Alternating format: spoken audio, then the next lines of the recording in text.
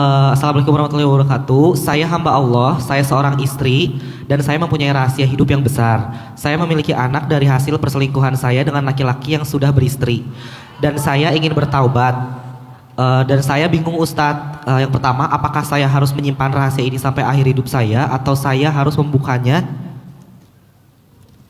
kepada suami saya? Dan yang kedua, bagaimana nasab anak yang dari hasil perselingkuhan saya? Mohon bimbingannya Ustadz, saya putus asa menjalani kehidupan ini. Terima kasih banyak sebelumnya. Dari anonim Ustadz ini.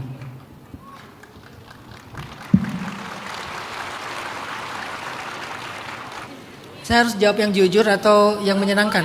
Sejujur-jujurnya Ustadz. Yuyur aja. Yuyur. Yuyur. Kalau yang jujur berarti kamu udah tahu jawabannya. Dosa itu adalah sebuah tanggung jawab.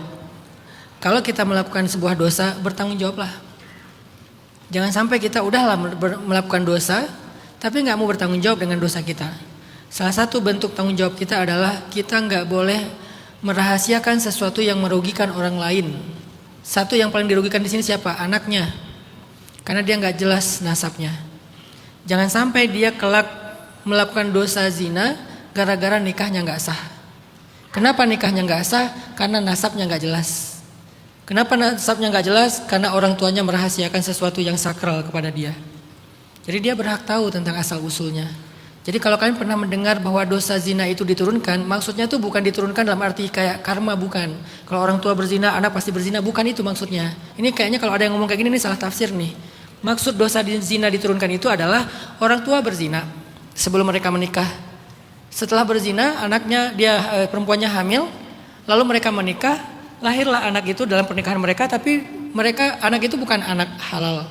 Jadi bukan nasab ayahnya kan, walaupun itu ayah dalam rumah tangganya, tapi bukan ayah biologisnya, tapi bukan ayah nasabnya. Orang tuanya malu nggak menceritakan itu sampai anak ini dewasa.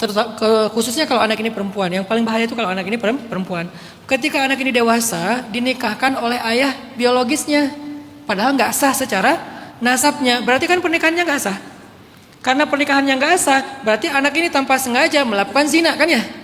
Lahirlah anak berikutnya, zina lagi, zina dan seterusnya. Itulah yang disebut dengan zina turunan.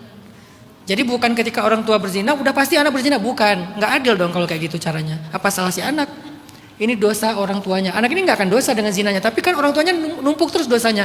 Dosa zina demi zina yang tidak sengaja dilakukan oleh keturunannya kan ya, karena mereka nggak mendapatkan sebuah berita yang jelas atau hak untuk mengetahui kenyataan. Jadi dia harus tanggung jawab memberitahu kepada anaknya nomor satu, biar anak itu paham asal usulnya.